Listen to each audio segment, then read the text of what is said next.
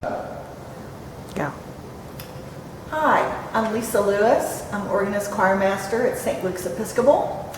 I have the privilege of playing this wonderful organ. I've been missing playing it quite a bit, so I've been over here lately practicing. Don't tell Andy. I know we can't travel, and many of us are stuck in our homes right now, so I wanted to bring you some music and maybe just a little bit of time travel, if you'll indulge me. The first composer of pieces that I'm going to be playing is Girolamo Frescobaldi, who was organist at the Vatican, St. Peter's, in the 17th century. He was born in 1583 and died in 1643. The first piece I'm going to play of his, if you imagine yourself at a service, a mass at St. Peter's around the year 1635. This would be an example of what you would have heard at the most solemn moment of the Mass when the host is elevated. And this piece is called Chromatic Elevation for the elevation. And the second piece is a toccata that is quite varied and almost schizophrenic in the way the movements work. It's not that long, but it's got 18 different sections that are just, some are only 2 or 3 measures, some are longer. I'm using it as an opportunity to showcase the different stops of the organ. So, again, we're hearing music of Frescobaldi. First, the toccata for the elevation, and second, the toccata nona, the 9th toccata.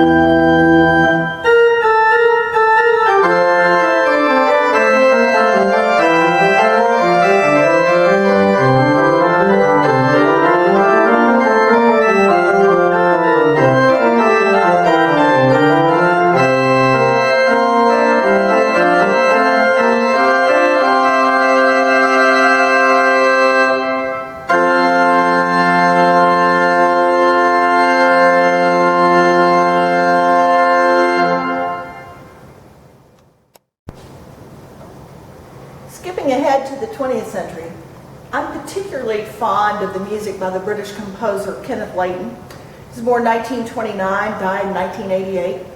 This chorale prelude I'm going to play is based on the tune Rockingham, When I Survey the Wondrous Cross, hymn 474 in the hymnal if you want to follow along.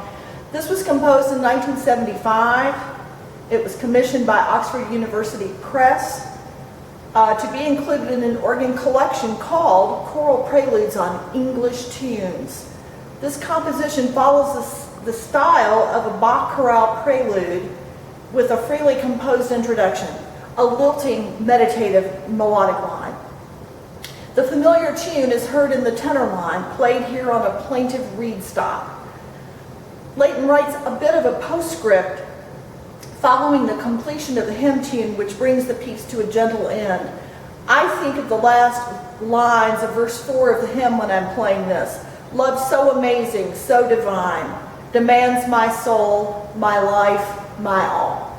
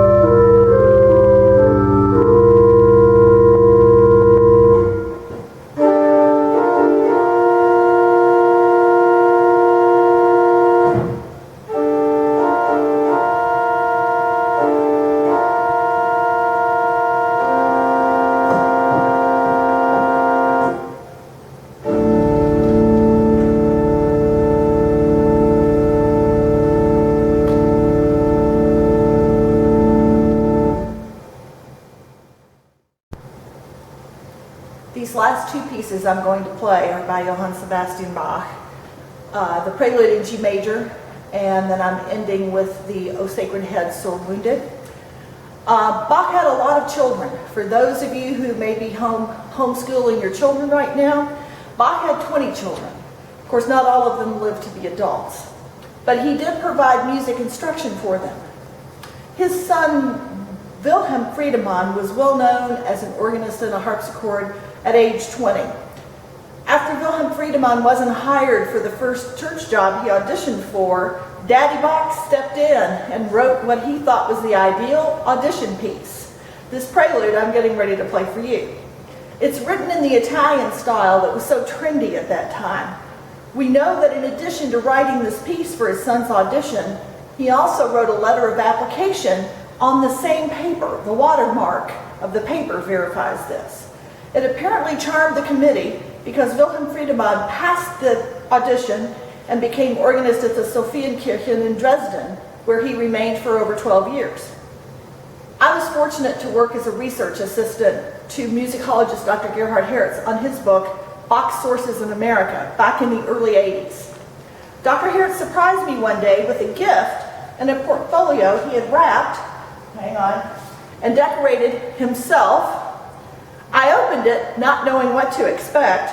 It was a copy of Bach's manuscript of the G major prelude. I don't know if you can see this or not. There are going to be better pictures of it here in a moment. I was so surprised, and the really surprising thing is that I still have it after all of these years. I hope you've enjoyed a few little snippets of music here along the way, and hope that your homebound condition won't have to continue much longer. But if it does, I'll record some more pieces. Thank you. Stay well.